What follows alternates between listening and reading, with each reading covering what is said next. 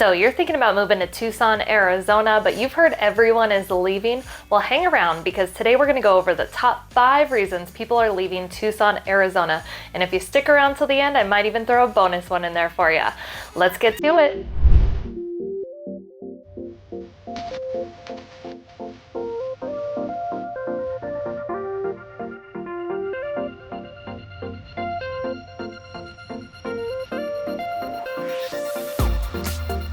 If you're new to this channel and you want to learn everything from A to Z about living in Tucson AZ, then click subscribe and tap that bell for notifications so you can be the first to learn about the current market in Tucson, Arizona.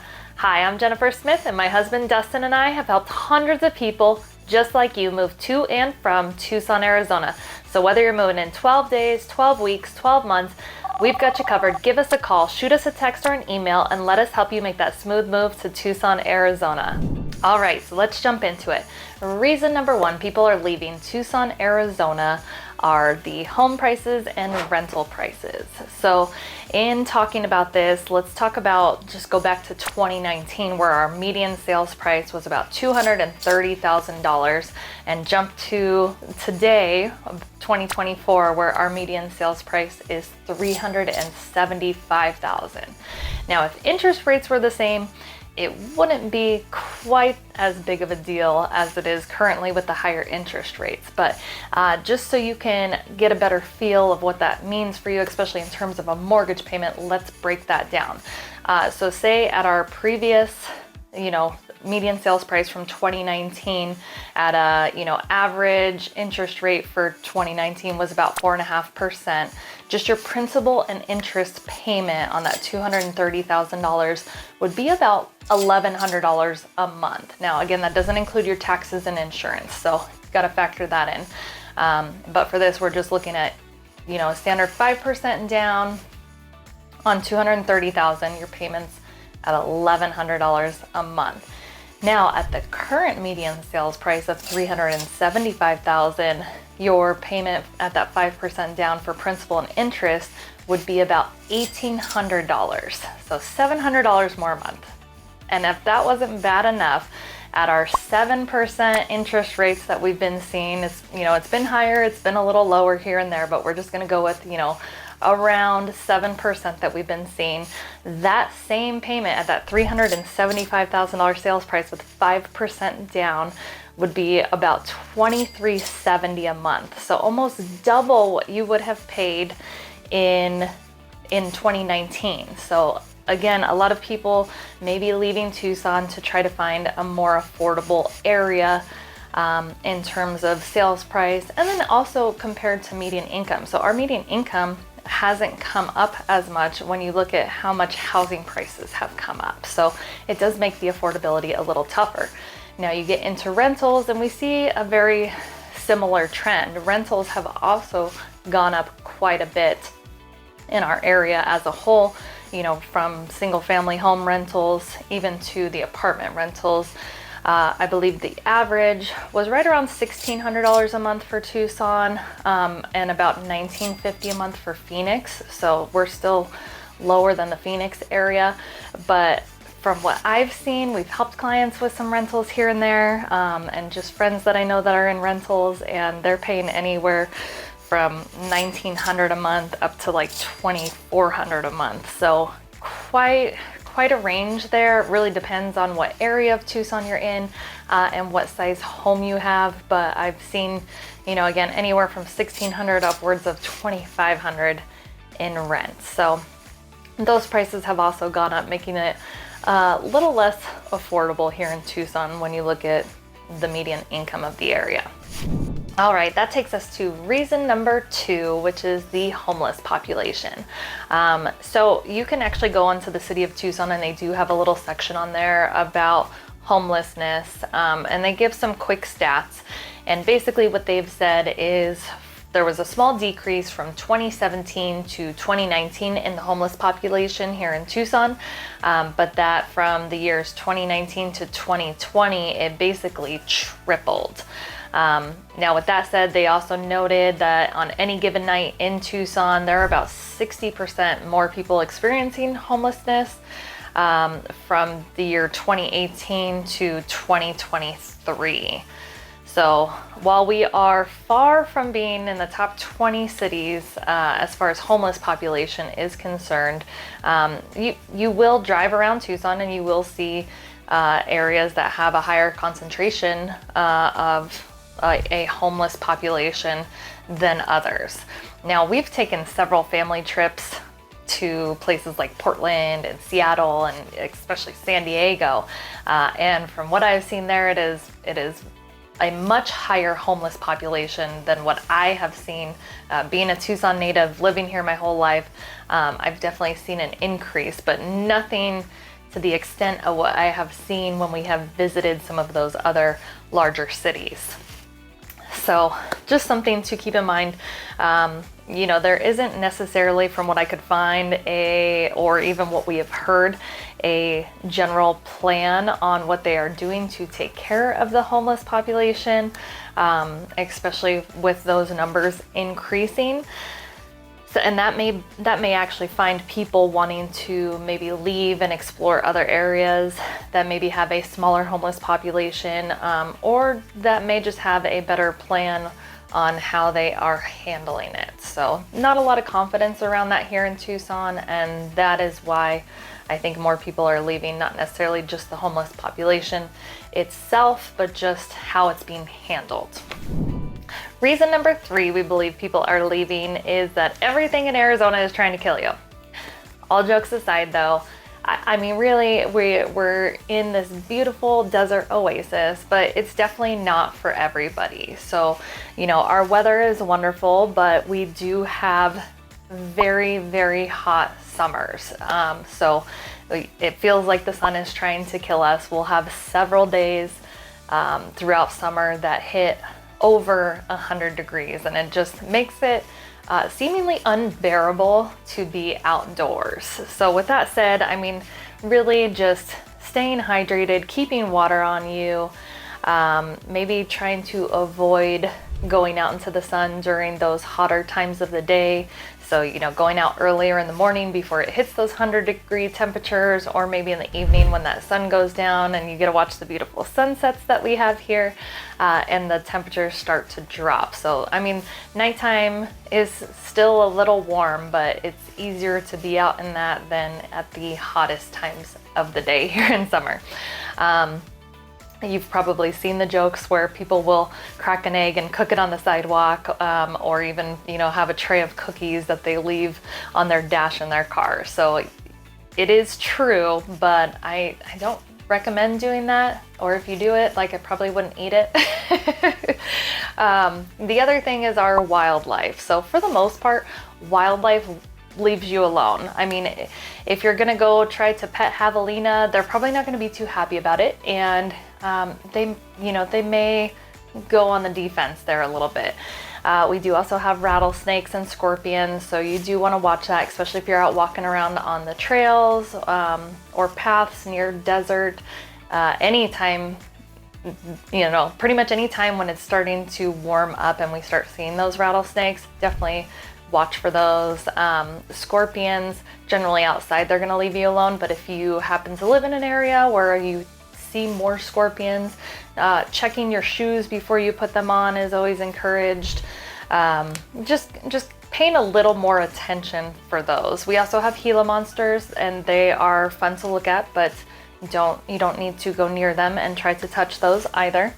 Bobcats are fun to look at. They'll leave you alone for the most part. Same with coyotes. I mean, coyote attacks are very, very rare. Now, with that said, if you have a small dog, I would definitely not leave them outside unattended in an area where they could get out around coyotes, or owls is something to keep an eye on, because our large owls here have been known to take little dogs and carry them off. So I won't talk about that anymore, but just something to keep an eye on.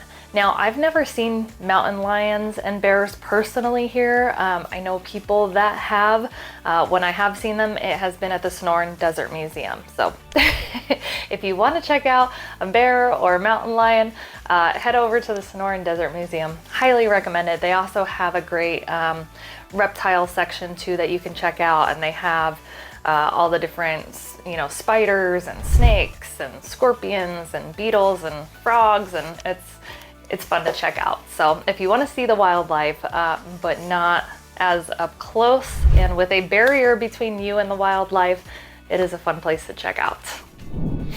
All right, reason number 4 is our lack of seasons. So most people from Tucson will tell you there's generally 2 seasons, which is going to be hot or cold, basically our summer or our winter. Now, our spring season is basically like a battle between winter and summer. So we'll have some of those beautiful days, and then it's like winter comes back around, is like, I'm not done yet. So we're actually going through that right now, where we had you know, beautiful weather, sunny and 75, great for hiking and exploring the outdoors. And then yesterday we actually just got hit with a big winter storm that really dropped the temperatures, and we're actually getting quite a bit of rain. So you will definitely see that a lot during the spring season. And then what would be considered our fall season is generally still pretty hot until we get those monsoons that come through. So our fall season is generally just our monsoon season, which generally starts around July and goes into September. So October, we start seeing the temperatures come down and we hit the winter temperatures. And that's basically our seasons. But if you want to experience more of the seasons, we really do have them here, just not in your main parts of Tucson. You can go up to what is considered our Sky Islands, which are going to be the Rincon Mountains, the Santa Rita Mountains, and the Catalina Mountains. And they generally do experience all 4 seasons. There's also places that you can go if you want to take little mini vacations within Arizona. Arizona definitely has places that have 4 full seasons. I always love going up to the White Mountains, which is about a 4 to 5 hour trip. And you can go any time of year and you will definitely see those 4 seasons. Same with Flagstaff. So Flagstaff is an area that is known for having 4 full seasons in Arizona. Now here in Tucson, the one thing I will say are what would be considered spring season.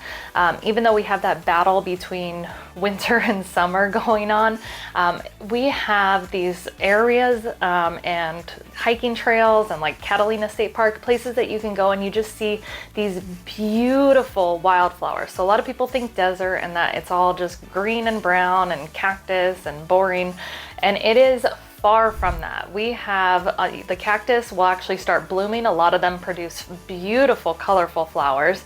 And then we have wildflowers in different areas. So if you're missing that color from the area that you're coming from, where you have the trees that turn all the beautiful colors throughout fall, or some of the times of year like spring where you get those beautiful flowers, we do have that here. And I highly recommend getting out and checking out all the areas and the state parks that have the wildflowers, because it is breathtaking.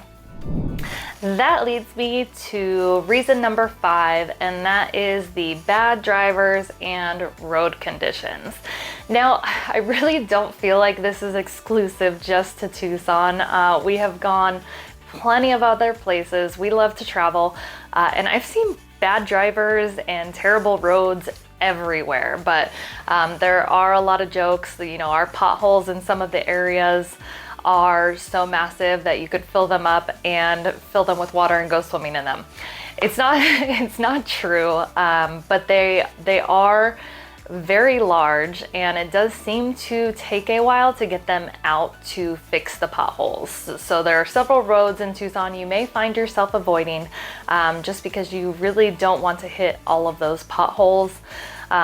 Drivers, again, I think they're not necessarily great anywhere. I don't think there's anywhere I would go and just say, oh my gosh, I would love to live there or be there all the time, because the drivers are just great. I think you're gonna have bad drivers everywhere you go, but in particular Tucson, I think because we have such a mix, especially during our winter months. We have a lot of people here from out of town. So there's a mix of different driving styles and different drivers, what they're used to, what Tucson's used to.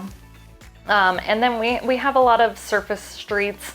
We only have the one main freeway, so if it gets congested, especially during the summertime, you'll find people tend to be more aggressive, angrier, and we generally blame it on the heat, but it's not always fun to drive through Tucson. That, you know, again, anywhere. So it's up to you. I mean, you can come here, experience it for yourself. Tell us what you think in the comments below. If there's areas that you've experienced have worse drivers and worse roads than Tucson, drop them in the comments, because I would love to be able to reference those in future videos. Again, I don't think Tucson is that bad, but we do hear it a lot. So now, if you hung around, I said that I might have a bonus reason for you, and I do. That bonus reason people may be leaving Tucson is we don't have, you know, if you're a music lover like we are, we don't have a lot